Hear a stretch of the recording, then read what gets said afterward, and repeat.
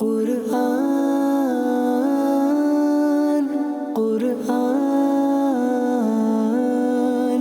قرآن آسان درس قرآن۔ الحمدللہ رب العالمین والصلاة والسلام علی سید المرسلین، اما بعد فاعوذ باللہ من الشیطان الرجیم، بسم اللہ الرحمن الرحیم۔ الصلاة والسلام علیک یا رسول اللہ وعلی آلک واصحابک یا حبیب اللہ۔ الصلاة والسلام علیک یا نبی اللہ وعلی آلک واصحابک یا نور اللہ۔ سلسلہ ہے آسان درس قرآن، اور آج سورہ آل عمران کی آیت نمبر 154 سے قرآن مجید کا درس سنیں گے۔ غزوہ احد شریف کی تفصیلات اور اس سے متعلقہ بہت سی چیزوں کا بیان جاری ہے۔ اسی تناظر میں ارشاد ہوتا ہے، بسم اللہ الرحمن الرحیم، ثم انزل علیکم من بعد الغم امنة نعاسا یغشا طائفة منکم وطائفة قد أهمتهم أنفسهم يظنون بالله غير الحق ظن الجاهلية يقولون هل لنا من الأمر من شيء قل إن الأمر كله لله يخفون في أنفسهم ما لا يبدون لك يقولون لو كان لنا من الأمر شيء ما قتلنا هاهنا قل لو كنتم في بيوتكم لبرز الذين كتب عليهم القتل إلى مضاجعهم وليبتلي الله ما في صدوركم وليمحص ما في قلوبكم والله عليم بذات الصدور۔ پھر اللہ نے تم پر غم کے بعد چین کی نیند اتاری جو تم میں سے ایک گروہ پر چھا گئی، اور ایک گروہ وہ تھا جسے اپنی جان کی فکر پڑی ہوئی تھی۔ وہ اللہ پر ناحق گمان کرتے تھے، جاہلیت کے سے گمان۔ وہ کہہ رہے تھے کہ کیا اس معاملے میں کچھ ہمارا بھی اختیار ہے؟ تم فرما دو کہ اختیار تو سارا اللہ ہی کا ہے۔ یہ لوگ اپنے دلوں میں وہ باتیں چھپا کر رکھتے ہیں جو آپ پر ظاہر نہیں کرتے۔ کہتے ہیں اگر ہمیں بھی اس معاملے میں کچھ اختیار ہوتا تو ہم یہاں نہ مارے جاتے۔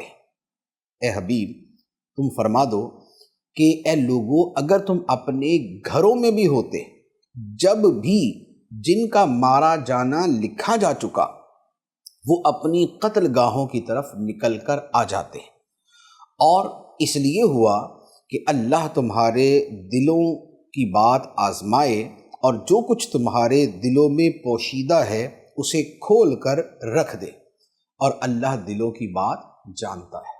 یہ ایک طویل آیت ہے، اور اس طویل آیت میں کئی چیزوں کا بیان ہوا۔ سب سے پہلی بات تو یہ بیان فرمائی کہ غزوہ احد کے بعد چونکہ مسلمان غمگین تھے، ایک تعداد ان میں سے شہید ہو گئی، ایک بڑی تعداد زخمی ہوئی، حتیٰ کہ نبی پاک علیہ الصلوۃ والسلام بھی زخمی ہوئے، تو صحابہ کرام کے دلوں میں غم اور رنج تھا۔ تو اللہ تعالیٰ نے اس غم اور رنج کو دور کرنے کے لیے کیا کیا کہ سب پر ایک نیند طاری کی، سب پر ایک نیند طاری کی۔ وہ نیند ایسی آئی کہ جتنے بھی ایمان والے تھے وہ سارے کے سارے اس نیند میں چلے گئے، اور تھوڑی دیر کے بعد جب اس نیند سے بیدار ہوئے تو سب کے دلوں سے وہ غم اور رنج کی کیفیت ختم ہو چکی تھی۔ تو یہ اللہ تعالیٰ کی کرم نوازی تھی اہل ایمان پر کہ ان کے دلوں سے اس غم کو دور کر دیا۔ تو ایک تو یہ جو سچے مخلص مومن تھے ان کا بیان۔ دوسری طرف چونکہ غزوہ احد میں منافقین کا جو کردار تھا وہ بڑا گھناؤنا تھا کہ وہ شروع سے لے کر آخر تک یا اپنے عمل سے یا اپنی باتوں سے مسلمانوں کو نقصان پہنچانے یا ان کی ہمت توڑنے کی کوشش کرتے رہے۔ تو دوسری بات ان کے بارے میں فرمائی کہ ایک دوسرا گروہ وہ تھا جسے اپنی جان کی فکر پڑی ہوئی تھی، کہ جب نبی پاک علیہ الصلوۃ والسلام مدینہ منورہ سے نکلے تو اب یہ 1000 افراد تھے۔ اب ہوا یہ کہ عبداللہ ابن ابی جو منافقوں کا سردار تھا، اس نے کہا کہ لڑائی کرنی ہے تو مدینے میں رہ کے کرنی ہے، مدینے سے باہر جا کے نہیں کرنی۔ لیکن نبی پاک علیہ الصلوۃ والسلام نے اس کی بات نہیں مانی تھی۔ تو اس نے کیا کیا کہ جب لشکر مدینے سے نکلا تو وہ اپنے 300 ساتھیوں کو لے کر لشکر سے واپس آ گیا۔ یہ کون تھے؟ جن کو اپنی جانوں کی فکر پڑی ہوئی تھی، یہ منافقین تھے۔ اور فرمایا کہ یہ اللہ تعالیٰ پہ ناحق گمان کرتے تھے۔ ان کا گمان یہ تھا کہ بھئی مسلمان 700 چلے تو گئے، مد مقابل ہیں 3000، بس اب بچ کے کسی نے نہیں آنا۔ اب نبی پاک علیہ الصلوۃ والسلام بھی شہید ہوں گے، یہ صحابہ بھی شہید ہوں گے، مسلمان مغلوب ہو جائیں گے، ملیہ مٹ ہو جائیں گے، اسلام کا نام مٹ جائے گا، اور ان کی کوئی اللہ تعالیٰ کی طرف سے مدد نہیں ہوگی۔ تو یہ وہ جاہلیت کے گمان تھے جو منافقین مسلمانوں کے بارے میں کر رہے تھے۔ اور اس کے ساتھ ان کا یہ کہنا تھا کہ بھئی اس سارے معاملے کے اندر کو ہمارا اختیار بھی ہے، کہ ہم تو یہ کہہ رہے ہیں کہ مدینے میں رہ کے لڑنا ہے، ہماری بات ہی نہیں مانی گئی، باہر نکل کے لڑنے کی باتیں ہو رہی ہیں، تو ہمارا تو کوئی اختیار ہی نہیں۔ تو اس پہ اللہ تعالیٰ نے فرمایا کہ اے حبیب ان سے فرما دو کہ سارا اختیار خدا کے پاس ہے، اللہ تعالیٰ کا حکم یہ ہے کہ اس کے نبی کی بات ماننی، تو لہٰذا اب پیروی اس کی کرنی ہے۔ یہ نہیں ہے کہ نبی پاک علیہ الصلوۃ والسلام نے ایک بات طے فرما لی، اب اپنی رائے سے اس کے مد مقابل کوئی دوسری رائے لے کے کھڑے ہو جائیں، جیسے ہی منافقوں نے کیا۔ پھر اس کے بعد فرمایا کہ یہ منافق اپنے دلوں میں وہ باتیں چھپا کر رکھتے ہیں جو آپ پر ظاہر نہیں کرتے، کہ انہیں نبی پاک علیہ الصلوۃ والسلام پر اعتماد نہیں ہے، انہیں اس بات پر اعتماد نہیں ہے کہ خدا نبی پاک علیہ الصلوۃ والسلام کی مدد فرمائے گا، اور ان کے دلوں میں یہ بات ہے کہ بس یہ چلے تو گئے، بچ کے نہیں آنا۔ تو اپنے دلوں میں یہ اس طرح کی باتیں چھپا کے بیٹھے ہوئے تھے جسے ظاہر نہیں کر رہے تھے۔ اور ساتھ میں ان کا یہ کہنا تھا کہ جب جنگ ختم ہو گئی اور 70 مسلمان شہید ہو گئے، تو اب ان کا کہنا تھا کہ بھئی اگر اختیار ہمارے ہاتھ میں ہوتا، ہماری بات مانی جاتی، تو پھر یہ جو اتنی بڑی تعداد شہید ہوگی یہ نہ ہوتی۔ یعنی گویا جو ناکامی ہے وہ مسلمانوں پر اور نبی پاک علیہ الصلوۃ والسلام پر وہ لگانے کی کوشش کرتے ہیں، اور کہتے ہیں کہ بھی اگر ہماری بات کو مانا ہوتا تو اتنا بڑا نقصان نہ ہوتا۔ اللہ تعالیٰ نے ارشاد فرمایا کہ اے حبیب ان سے فرما دو کہ بات یہ ہے کہ اگر تم اپنے گھروں میں بھی ہوتے اور تمہارا مارا جانا لکھا جا چکا ہوتا، تو جس کی موت خدا نے لکھ دی ہوتی وہ اپنے گھر سے میدان جنگ میں پہنچ بھی جاتا اور مارا بھی جاتا۔ تو لہٰذا اپنی طرف سے یہ جو دانشوری جھاڑنے کی کوشش ہے کہ اگر ہماری بات مانی ہوتی تو ایسا کچھ نہ ہوتا، تو فرمایا کہ بات یہ نہیں ہے، اللہ تعالیٰ نے جس کی موت لکھ دی اسے موت آئے گی ہی آئے گی، اگرچہ وہ اپنے گھر کے اندر بیٹھا ہوا ہو تو تب بھی کوئی نہ کوئی ایسی صورت پیدا ہو جائے گی کہ گھر سے نکلنا پڑے گا اور جا کے موت کا شکار ہونا پڑے گا۔ جیسے کتنی مرتبہ ہوتا ہے کہ ایک بندہ گھر میں بیٹھا ہوا، اچانک بیٹھے بیٹھے اس کے دل میں خیال آیا کہ گھر والوں کو کچھ کھلاتے ہیں، یا گھر والوں نے ڈیمانڈ کر دی کہ ہم نے یہ کھانا ہے۔ اب وہ نکلا، جیسے ہی باہر نکلا کوئی ڈاکو ملا، لوٹنے کی کوشش کی، گولی ماری، بندہ فارغ۔ تو یہ کیا ہوا کہ جس کی موت لکھی ہوئی تھی وہ اپنے گھر میں بھی بیٹھا ہوتا ہے، لیکن جب لکھی ہوئی آ جاتی ہے تو کوئی نہ کوئی سبب بن جاتا ہے کہ بندہ وہاں پہنچ جاتا ہے۔ اور اس کے علاوہ اتنے عجیب و غریب اسباب ہوتے ہیں انسان کے تصور میں نہیں ہوتا۔ کئی مرتبہ ہوتا ہے کہ آدمی جہاز میں بیٹھا، وہ پلین اترنے والا ہے، وہ رن وے پہ اس نے ایک مرتبہ لینڈ بھی کر لیا، لینڈ کرنے کے بعد صحیح طرح کر نہیں سکا، دوبارہ اوپر کو اٹھا، تباہ ہوا، جتنے مسافر تھے سارے ختم۔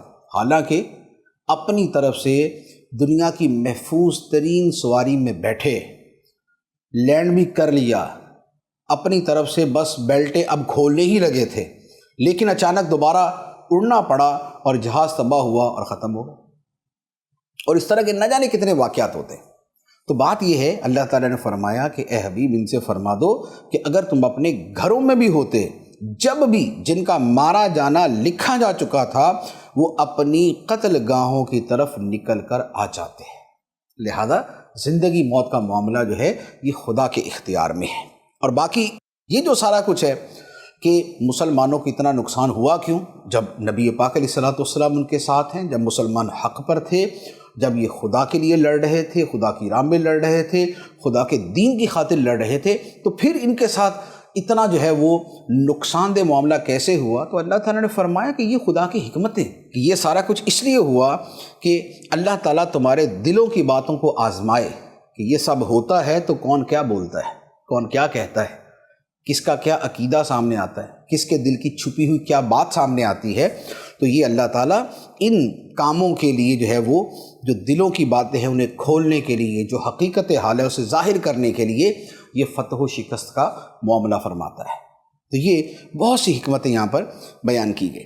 اس کے بعد مزید ارشاد فرمایا ان الذین تولوا منکم یوم التقى الجمعان انما استزلهم الشیطان ببعض ما کسبوا وَلَقَدْ عَفَا اللَّهُ عَنْهُمْ إِنَّ اللَّهَ غَفُورٌ حَلِيمٌ، بے شک تم میں سے وہ لوگ جو اس دن بھاگ گئے جس دن دونوں فوجوں کا مقابلہ ہوا، انہیں شیطان ہی نے ان کے بعض اعمال کی وجہ سے لغزش میں مبتلا کیا، اور بے شک اللہ نے انہیں معاف فرما دیا ہے، بے شک اللہ بخشنے والا بڑا حلم والا ہے۔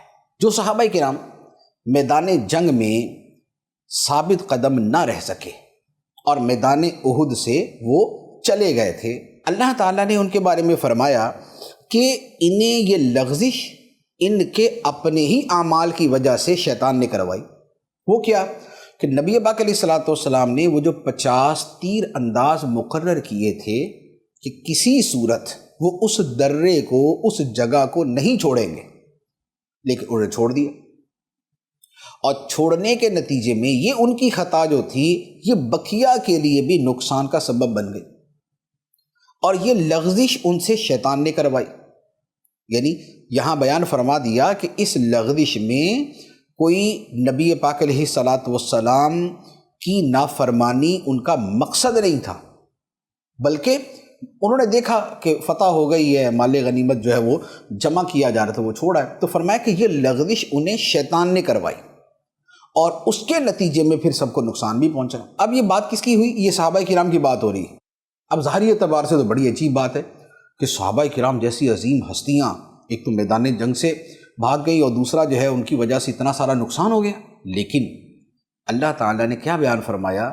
اللہ تعالیٰ نے فرمایا وَلَقَدْ عَفَا اللَّهُ عَنْهُمْ، اور بے شک اللہ نے ان صحابہ کو معاف کر دیا۔ تو گویا ان کی ساری جو یہاں غلطیاں ہوئیں، اللہ تعالیٰ نے سب کے اوپر اپنے عفو و درگزر کا قلم پھیر کے قیامت تک کے مسلمانوں کو بتا دیا کہ خدا کی بارگاہ میں نبی پاک علیہ الصلوۃ والسلام کے ان صحابہ کی عظمت و شان اور ان کا مقام و مرتبہ یہ ہے کہ ان کی اتنی ساری غلطیوں کے باوجود بھی رب نے ان سب کو معاف کر دیا ہے۔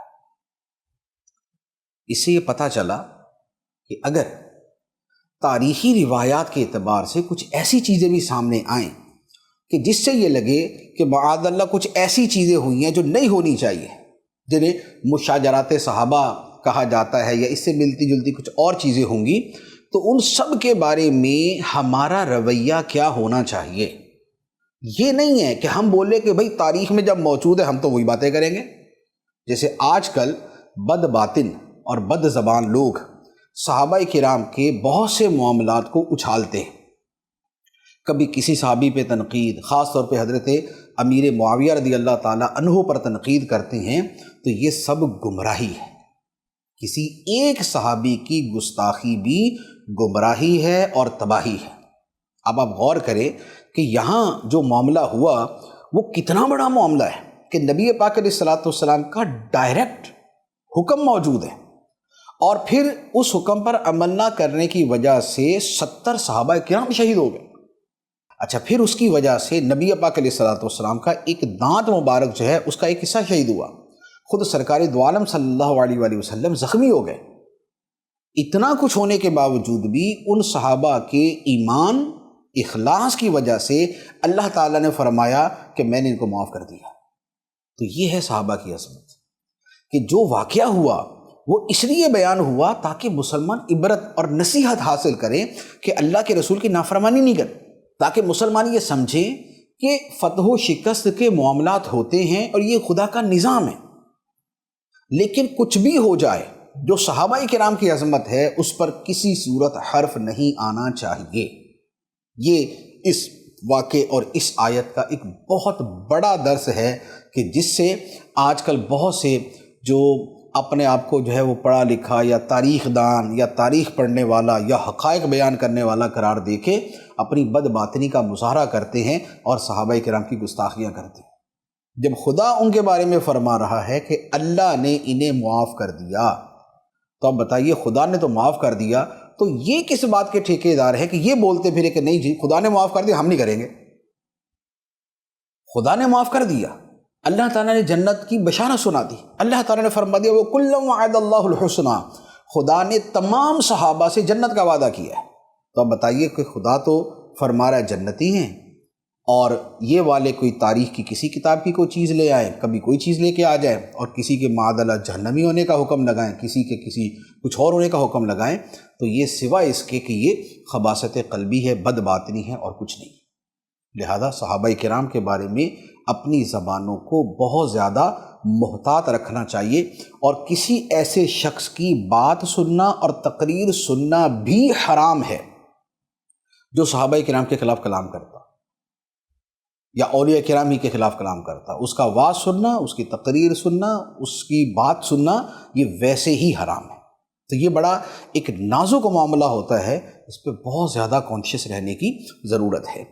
اس کے بعد مزید ارشاد فرمایا یا ایھا الذین آمنوا لا تکونوا کالذین کفروا وقالوا لاخوانہم اذا ضربوا فی الارض او کانوا غزا لو کانوا عندنا ما ماتوا وما قتلوا لیجعل اللہ ذلک حسرۃ فی قلوبہم واللہ یحیی ویمیت واللہ بما تعملون بصیر۔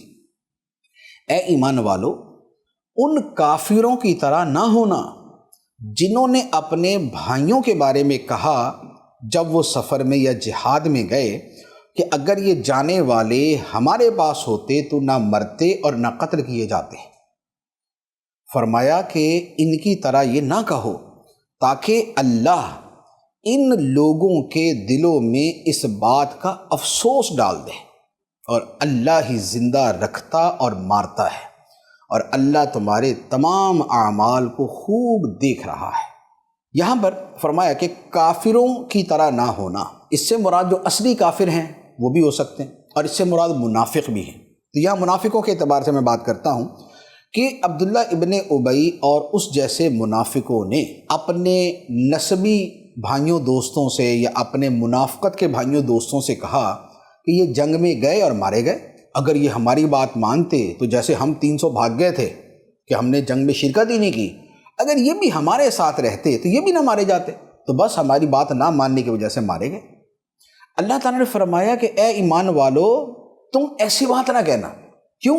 تاکہ ان کافروں کی یہ بات اور ان کا یہ عقیدہ اور ان منافقوں کی ایسی استہزائیہ باتیں ان کے دلوں میں حسرت بن کے ہمیشہ چبھتی رہے، یہ اپنے مرنے والوں کو یاد کرتے رہے، آہیں بھرتے رہے اور افسوس کرتے رہے۔ جبکہ مسلمان کیا کرے؟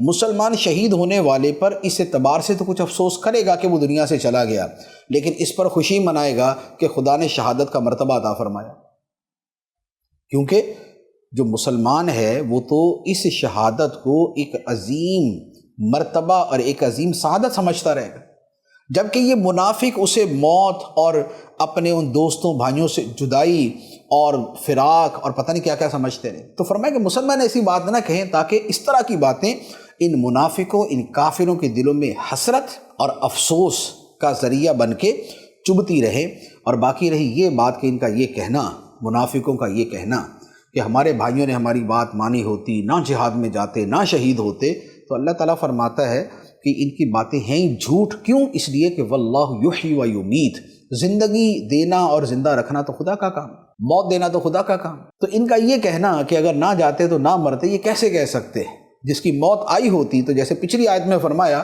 کہ اگر موت آ چکی ہوتی تو گھر میں بیٹھے بھی موت آ جاتی، اور اگر میدان جنگ میں موت لکھی ہوتی تو گھر میں بیٹھا آدمی بھی بھلے کچھ دینے کے لیے یا لینے کے لیے میدان جنگ میں جاتا اور مارا جاتا۔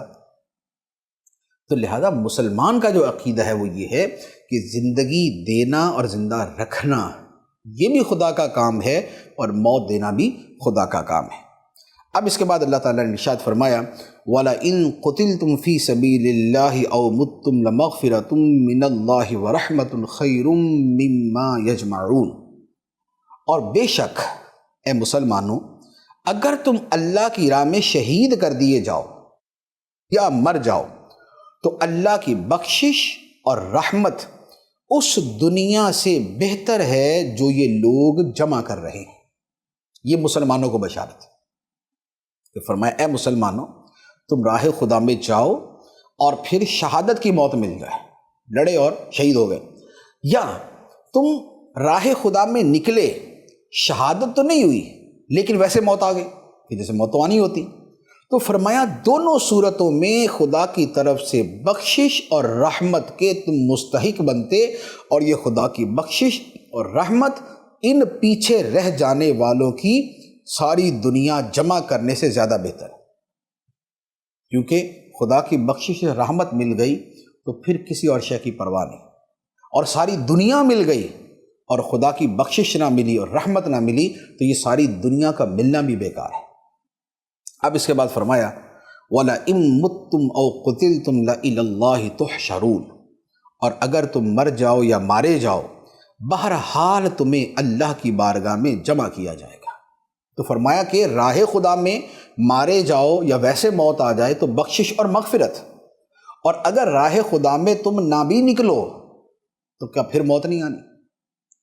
کیا پھر جو ہے کوئی ایسا سبب نہیں بن سکتا کہ تم مارے جاؤ؟ تو بہر صورت تمہیں اللہ کی بارگاہ میں پیش ہونا ہے، اور پھر جیسا تمہارا ایمان اور جیسا تمہارا عمل اس کے مطابق اللہ تعالیٰ تمہیں جزا دے گا۔ اب اس کے بعد نبی پاک صلی اللہ تعالیٰ علیہ وآلہ وسلم کی عظمت و شان کو بیان فرمایا، کیونکہ غزوہ احد میں نبی پاک علیہ الصلاۃ والسلام کا جو کردار تھا وہ ہر اعتبار سے انتہائی اعلیٰ رہا۔ ایک تو جب جنگ ہوئی اکثریت بھاگ گئی، سرکار دو عالم صلی اللہ تعالیٰ علیہ وآلہ وسلم میدان جنگ میں ڈٹے رہے۔ اب چند افراد کے ساتھ 3000 کے کافروں کے لشکر کے سامنے ڈٹ جانا، یہ نبی پاک صلی اللہ تعالیٰ علیہ وآلہ وسلم کی جرأت، بہادری، شجاعت اور خدا پر توکل کا ایک عظیم نمونہ تھا۔ پھر اس کے بعد صحابہ کرام کی جو درہ چھوڑا اور جو مسائل ہوئے اور نبی پاک علیہ الصلوۃ والسلام کو تکلیف پہنچی اور زخمی ہوئے، دانت مبارک کا ایک حصہ شہید ہوا، تو اب ظاہراً یہ کیسی باتیں ہیں کہ جس پر بندے کو شدید غصہ آئے، لیکن نبی پاک علیہ الصلوۃ والسلام نے اتنی تکلیفوں کے باوجود بھی آپ نے غضب اور جلال کا اظہار نہیں فرمایا صحابہ کرام، بلکہ سب کو معاف بھی کر دیا اور سب کے ساتھ پیار محبت کی باتیں بھی کی۔ تو نبی پاک علیہ الصلوۃ والسلام کا یہ جو اخلاق مبارکہ تھا اللہ تعالیٰ نے اسے بیان فرمایا فَبِمَا رَحْمَةٍ مِّنَ اللَّهِ لِنْتَ لَهُمْ وَلَوْ كُنْتَ فَظًّا غَلِيظَ الْقَلْبِ لَانفَضُّوا مِنْ حَوْلِكَ فَاعْفُ عَنْهُمْ وَاسْتَغْفِرْ لَهُمْ وَشَاوِرْهُمْ فِي الْأَمْرِ فَإِذَا عَزَمْتَ فَتَوَكَّلْ عَلَى اللَّهِ إِنَّ اللَّهَ يُحِبُّ الْمُتَوَكِّلِينَ۔ فرمایا تو اے حبیب، اللہ کی کتنی بڑی مہربانی ہے کہ آپ ان کے لیے نرم دل ہیں، اور اگر آپ ترش مزاج سخت دل ہوتے تو یہ لوگ ضرور آپ کے پاس سے بھاگ جاتے۔ تو آپ ان کو معاف فرماتے رہو اور ان کی مغفرت کی دعا کرتے رہو، اور کاموں میں ان صحابہ سے مشورہ لیتے رہو، پھر جب کسی بات کا پختہ ارادہ کر لو تو اللہ پر بھروسہ کرو، بے شک اللہ توکل کرنے والوں سے محبت فرماتا ہے۔ یہ آیت مبارکہ اتنی ساری چیزوں پر مشتمل ہے کہ شاید اگر اسی پر پورا بیان کیا جائے تو گھنٹوں اسی پر بیان ہو سکتا ہے۔ ایک تو نبی پاک علیہ الصلوۃ والسلام کی جو رحمت، شفقت اور مزاج کی شگفتگی اور مزاج کی خوبصورتی ہے وہ یہاں پر بیان فرمائی کہ اللہ تعالیٰ نے فرمایا کہ اے حبیب، یہ اللہ کی مہربانی ہے، خدا نے اپنی رحمت سے آپ کو نرم دل بنایا ہے، آپ کا قلب اطہر جو ہے وہ نرمی کی طرف مائل ہے، اور اگر یہ نہ ہوتا بلکہ آپ ترش مزاج ہوتے اور آپ سختی کرنے والے ہوتے تو یہ لوگ آپ کے پاس سے بھاگ جاتے، لیکن وہ سارے کے سارے آپ پہ جان نچھاور کرنے والے بن گئے اور آپ کے قدموں پہ جان دینے والے بن گئے اور آپ کی خاطر اپنے آپ کو ڈھال بنا کے پیش کرنے والے بن گئے۔ کیوں؟ اس لیے کہ آپ خدا کے رسول بھی ہیں اور اس کے ساتھ آپ نرم بھی ہیں، شفیق بھی ہیں، رحیم بھی ہیں، کریم بھی ہیں۔ تو یہ شفقت و نرمی جو ہوتی ہے یہ لوگوں کو قریب کرتی ہے۔ پھر اس کے ساتھ مزید فرمایا کہ ان صحابہ سے جو غلطی ہوئی، فرمایا ان کو معاف کرتے رہو، تو اس کا مطلب یہ ہوا کہ غزوہ احد میں جو کچھ ہوا وہ خدا نے بھی معاف کر دیا اور خدا کے رسول نے بھی معاف کر دیا، کیونکہ اللہ تعالیٰ نے خود فرمایا وَلَقَدْ عَفَا اللَّهُ عَنْهُمْ، اللہ تعالیٰ نے ان کو معاف کر دیا، تو خدا نے بھی ان کو معاف کر دیا، اور اس کے ساتھ مزید نبی پاک علیہ السلام کو فرما دیا کہ آپ بھی معاف کر دیجیے۔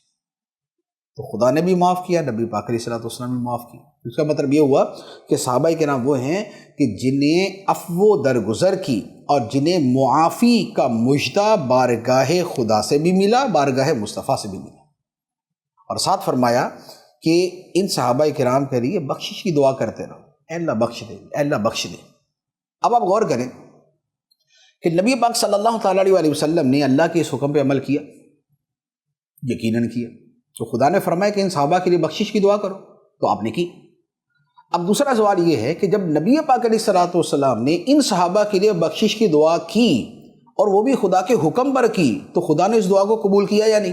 تو قبول کیا، کہ اللہ ہی تو حکم دے رہا ہے کہ اے نبی ان صحابہ کے لیے بخشش کی دعا کر، اور نبی پاک علیہ السلام نے اس حکم پہ عمل کر کے بخشش کی دعا بھی کی۔ اب بخشش کی دعا بھی ہوئی اور اللہ تعالیٰ نے قبول بھی کی، تو بتائیے کہ صحابہ کرام بخشے گئے کہ نہیں؟ تو اس کا مطلب یہ ہوا کہ صحابہ کرام بخشائے ہیں، اور یہ اللہ تعالیٰ نے قرآن کے اندر اس کا بیان فرما دیا، کہیں صراحتاً، کہیں اشارتاً، کہیں دلالتاً۔ پھر مزید فرمایا کہ ان صحابہ سے مشورے کرتے رہا کر۔ تو جو امور سلطنت ہیں اور جو امور زندگی ہیں، امور حیات ہیں، اس میں مشاورت کرنی چاہیے۔ تو یہ جو شورائی نظام ہے، جو شورا کا نظام ہوتا ہے کہ جس میں مشورے کے ساتھ چلا جاتا ہے، یہ دین اسلام کے بڑے بنیادی اصولوں میں سے ہے۔ اور پھر اس کے بعد فرمایا کہ سب سے مشورے کے بعد اب جو تدبیر سامنے آئی، اس تدبیر کو حرف آخر نہ سمجھا جائے، بلکہ اس کے ساتھ اب خدا پہ بھروسہ کیا جائے، کیونکہ جو خدا پہ بھروسہ کرتا ہے خدا اسے پسند کرتا ہے، اور جسے خدا پسند کرتا ہے اس کی مدد فرماتا ہے۔ تو یہاں کتنی باتیں سامنے آ رہی ہیں۔ ایک تو یہ بھی سمجھ آیا کہ باہمی مشورے سے چلنا چاہیے۔ دوسری بات یہ ہے کہ مشورے سے جو تدبیر سامنے آئے، یا بغیر مشورے کے بالفرض کوئی آدمی اپنی سوچ سے کوئی تدبیر اختیار کرے، تو اپنی تدبیر کو حرف آخر نہ سمجھ لے۔ تدبیر اسباب ہے، اور اسباب کے ساتھ توکل کو بھی شامل رکھنا چاہیے۔ تو محض توکل کی طرف چلے جائیں اور اسباب کو فراموش کر دیں تو حقیقت میں توکل ہی نہیں، اور اسباب کو اختیار کر کے یہ سمجھیں کہ بس اسباب ہی سب کچھ ہیں، یہ بھی مسلمان کا کام نہیں۔ مسلمان ایک طرف تیاری پوری کرتا ہے، لیکن اپنے کام کی تکمیل کی جو آرزو اور خواہش ہے اور امید ہے وہ رب سے رکھتا ہے۔ تو یہ وہ درس اور وہ سبق ہے جو یہاں پر دیا گیا۔ اس کے بعد فرمایا ان ینصرکم اللہ فلا غالب لکم وان یخذلکم فمن ذا الذی ینصرکم من بعدہ وعلی اللہ فلیتوکل المؤمنون۔ اگر اللہ تمہاری مدد کرے تو کوئی تم پر غالب نہیں آ سکتا، اور اگر اللہ تمہیں چھوڑ دے تو پھر اس کے چھوڑنے کے بعد کون تمہاری مدد کر سکتا ہے، اور مسلمانوں کو اللہ ہی پر بھروسہ کرنا چاہیے۔ یہ آیت مبارکہ کیا بیان فرما رہی ہے کہ اگر خدا مدد کرے تو کوئی پھر دوسرا غالب نہیں آ سکتا، جیسے غزوہ بدر میں ہوا۔ غزوہ بدر میں بھی تو یہی تھا نا کہ مسلمانوں کی تعداد کتنی تھی؟ 313، اور کفار کتنے تھے؟ 1000، تو یہ 3 گنا زیادہ تھے۔ اچھا، پھر دوسری طرف مسلمانوں کا ساز و سامان بالکل ہی کم تھا، لیکن کیا ہوا؟ مسلمانوں کو فتح ہوئی۔ کیوں؟ اس لیے کہ خدا کی خاص مدد ساتھ میں تھی۔ اور احد کے اندر بھی جو تناسب تھا وہ ایسا ہی تھا کہ ادھر 700 مسلمان، وہاں 3000 کافر، تو وہی تقریباً 3-4 گنا زیادہ بنے۔ لیکن یہاں پر معاملہ کچھ اور ہو گیا۔ کیوں؟ اس لیے کہ وہاں پر خدا نے وہ خاص مدد نہیں فرمائی اپنی حکمتوں کے ساتھ۔ تو اس کا مطلب یہ ہوا کہ اسباب سارے اپنی جگہ، لیکن جو صحیح جو نتیجہ نکلتا ہے اس کے پیچھے خدا کی قدرت اور خدا کی مدد کا دخل ہوتا ہے۔ اور فرمایا کہ مومنوں کو بھروسہ اللہ ہی پر کرنا چاہیے۔ تو اسباب پر یوں کامل اعتماد نہ کیا جائے، اسباب کیے جائیں لیکن کامل اعتماد اسباب پر نہ کیا جائے، وہ خدا پہ کیا جائے۔ اب اس کے بعد مزید ایک واقعہ بیان ہوا۔ فرمایا وما کان لنبی ان یغل ومن یغل یأت بما غل یوم القیامہ ثم توفی کل نفس ما کسبت وهم لا یظلمون۔ اور کسی نبی کا خیانت کرنا ممکن ہی نہیں، اور جو شخص خیانت کرے تو وہ قیامت کے دن اس چیز کو لے کر آئے گا جس میں اس نے خیانت کی ہوگی، پھر ہر شخص کو اس کے اعمال کا پورا پورا بدلہ دیا جائے گا اور ان پر ظلم نہیں کیا جائے گا۔ یہ ایک جنگ میں ایک چادر گم ہو گئی تو منافقوں نے معاذ اللہ اس کا الزام نبی پاک علیہ الصلوۃ والسلام پہ لگا دیا کہ آپ نے رکھ لی۔ تو اللہ تعالیٰ نے نبی پاک علیہ الصلوۃ والسلام کی عظمت کا دفاع فرمایا اور فرمایا کہ نبی کے لیے تو ممکن ہی نہیں کہ وہ خیانت کرے، کیونکہ نبی کو تو خدا معصوم بناتا ہے، اس سے تو گناہ سرزد ہی نہیں ہوتا۔ تو نبی پاک علیہ الصلوۃ والسلام پہ الزام ہوا تو اللہ تعالیٰ نے اس کا جواب دیا اور ناموس رسالت کا اللہ تعالیٰ نے تحفظ فرمایا، حفاظت فرمائی۔ اس کے ساتھ مزید فرما دیا کہ جو بندہ خیانت کرے گا وہ اپنی خیانت کو قیامت کے دن لے آئے گا، جتنی چھوٹی بڑی بھی خیانت کی ہوگی قیامت کے دن لے کر آئے گا۔ یہ سب کے لیے وعید ہے۔ اچھا، اس میں نبی پاک علیہ الصلوۃ والسلام کی شان کا اظہار بھی ہے۔ وہ کیسے؟ وہ یوں کہ جس نے جو خیانت کی ہوگی قیامت کے دن وہ لے کر آئے گا اور اس خیانت کی وجہ سے شرمندہ ہوگا، جبکہ سرکاری دو عالم صلی اللہ تعالیٰ علیہ وسلم کا معاملہ یہ ہے کہ قیامت کے دن وہ تو مقام محمود پر فائز ہوں گے، ساری مخلوق ان کی تعریفیں کر رہی ہوگی، خدا کی بارگاہ میں سجدہ وہ کریں گے، خدا باتیں آپ کی مانے گا، ساری مخلوق آپ کی بارگاہ میں جمع ہوگی۔ تو فرمایا کہ خیانت کرنے والا تو اپنی خیانت کو قیامت کے دن لے کر آئے گا، شرمندہ ہوگا، اور مصطفیٰ کریم صلی اللہ تعالیٰ علیہ وسلم کی تو عظمت و شان کے ڈنکے بج رہے ہوں گے۔ تو لہٰذا نبی کے لیے خیانت کرنا ممکن نہیں۔ اب جس نے خیانت کی ہوگی اس کا انجام کیا ہوگا کہ اب کسی نے اگر ایک ماچس کے برابر بھی خیانت کی ہوگی اور ایک مٹھی کے برابر گندم کے اندر بھی خیانت کی ہوگی، وہ قیامت کے دن خدا کی بارگاہ میں پیش کرے گا۔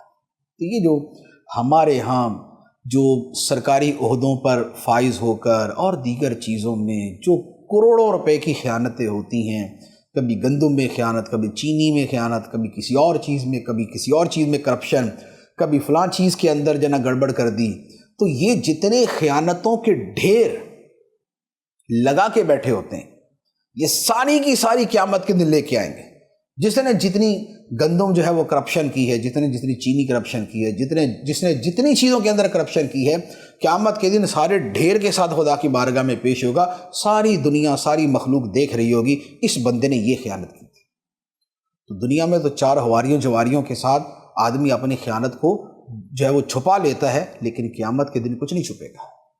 تو فرمایا پھر جس نے جیسی خیانت کی ہوگی اس سے اس کے مطابق بدلہ دیا جائے گا، اور ظلم نہیں ہوگا۔ ایسا نہیں ہے کہ خیانت جتنی کی ہے اس سے زیادہ سزا مل جائے، جتنی کی ہے اتنی ملے گی، لیکن ملے گی۔ اس کے بعد فرمایا افمن اتبع رضوان اللہ کمن باء بسخط من اللہ ومأواہ جہنم وبئس المصیر ہم درجات عند اللہ واللہ بصیر بما یعملون۔ کیا وہ شخص جو اللہ کی خوشنودی کے پیچھے چلا وہ اس شخص کی طرح ہے جو اللہ کے غضب کا مستحق ہوا اور اس کا ٹھکانہ جہنم ہو؟ اور وہ کیا ہی برا ٹھکانہ ہے۔ لوگوں کے اللہ کی بارگاہ میں مختلف درجے ہیں اور اللہ ان کے تمام اعمال کو دیکھ رہا ہے۔ یہ دو طرح کے لوگوں کا تقابل کر دیا، اور جس میں ہمارے لیے بھی درس ہے کہ ہم بھی دیکھیں کہ ہم کس گروہ میں کھڑے۔ ایک گروہ وہ ہے فرمایا جو اللہ کی خوشنودی کے پیچھے چلا، اس نے یہ دیکھا کہ خدا کس کام میں راضی ہے، بس جس کام کے بارے میں پتہ چلا کہ خدا کی رضا اس میں ہے اس نے وہی کر لیا۔ وہ نماز تھی، وہ روزہ تھا، وہ حج تھا، وہ زکوٰۃ تھی، وہ صدقہ خیرات تھا، ماں باپ کی خدمت تھی، پڑوسیوں کے ساتھ اچھا سلوک تھا، بیوی کے ساتھ اچھا سلوک تھا، شوہر کی اطاعت تھی، اولاد کی تربیت تھی، غریبوں کی مدد تھی، جتنے بھی نیک کام اسے پتہ چلے وہ کرتا رہا کہ خدا کی رضا اس میں ہے، اسی کے پیچھے چل پڑا۔ تو ایک گروہ یہ ہے، اور دوسرا وہ ہے کہ جس نے وہ کام کیے کہ جس پہ خدا کا غضب ہوتا ہے، بدکاری کی، چوری کی، سود کھایا، رشوت کھائی، ظلم کیا، قتل کیا، کسی کو برا بلا کہا، گالی دی، ماں باپ کو ستایا، بیوی کے حقوق ادا نہیں کیے، یا لوٹ مار کی، اپنے عہدے سے ناجائز فائدہ اٹھایا، جھوٹ بولا، خیانت کی، بددیانتی کی، تو یہ کیا ہے؟ یہ خدا کے غضب کا مستحق بنانے والے کام ہیں۔ تو فرمایا ایک طرف وہ کہ جو خدا کی خوشنودی کے پیچھے چلنے والا، اور دوسری طرف وہ جو خدا کے غضب کے کاموں میں پڑنے والا ہے۔ تو فرمایا کہ کیا یہ دونوں ایک جیسے؟ اور نہیں، یہ دونوں ایک جیسے نہیں۔ ہم درجات عند اللہ، ان کے اللہ کی بارگاہ میں مختلف درجے ہیں۔ جو گناہگار ہیں، جو فساق ہیں، جو فجار ہیں، جو کفار ہیں، ان کی اپنے اعمال کے اعتبار سے اپنے درجے، اور دوسری طرف جو نیکوکار ہیں ان کے اپنے درجے، اور ان کے درجے جو ہیں وہ ان کی نیکیوں کے اعتبار سے، کس نے کتنی زیادہ نیکیاں کی اور کس نے اپنی نیکیوں میں کتنا اخلاص پیش نظر رکھا۔ تو نیکیوں کی تعداد کے اعتبار سے بھی فرق اور اس میں اخلاص کے اعتبار سے بھی فرق۔ اسی لیے ایک آدمی وہ ہے جو روزانہ 1000 مرتبہ کلمہ طیبہ پڑھتا ہے، دوسرا 100 مرتبہ پڑھتا ہے، تو لازمی بات ہے جو 1000 مرتبہ پڑھنے والا ہے اس کا عمل زیادہ ہے، اس کا درجہ بلند ہے۔ اچھا، پھر یہ ہے کہ دونوں نے 100 مرتبہ پڑھا، لیکن ایک نے بڑی توجہ کے ساتھ، بڑے اخلاص کے ساتھ پڑھا، ایک نے ذرا عدم توجہ سے پڑھا، ثواب دونوں کو ملے گا، لیکن توجہ والے کو زیادہ ملے گا۔ یہی معاملہ درود شریف کا ہے۔ ایک آدمی نے درود شریف چلتے چلتے پڑھ لیا، ثواب اس کو بھی ملے گا، بڑا اچھا کام کیا، اور ایک آدمی نے بڑا طریقے کے ساتھ عطر لگا کے، خوشبو لگا کے، دو زانوں بیٹھ کے تصور جو ہے وہ چہرہ مصطفیٰ صلی اللہ علیہ وآلہ وسلم کر کے درود شریف پڑھا، اس کا مرتبہ ہی کچھ اور۔ فرمایا ہم درجات عند اللہ، لوگوں کے اللہ کی بارگاہ میں مختلف درجات ہیں۔ اللہ تعالی ہمیں نیکوں کے درجے میں شامل فرمائے، ان لوگوں کے درجے میں شامل فرمائے جو خدا کی خوشنودی کے کاموں میں آگے بڑھنے والے ہیں اور ان میں اپنے آپ کو پیش کرنے والے ہیں، اور اس میں بھی جو زیادہ نیک عمل کرنے والے ہیں اور زیادہ اچھی نیت کے ساتھ کرنے والے ہیں۔ اللہ تعالی ہمیں ان میں شامل فرمائے، آمین بجاہ النبی الامین صلی اللہ علیہ وسلم۔ قرآن قرآن قرآن آسان درس قرآن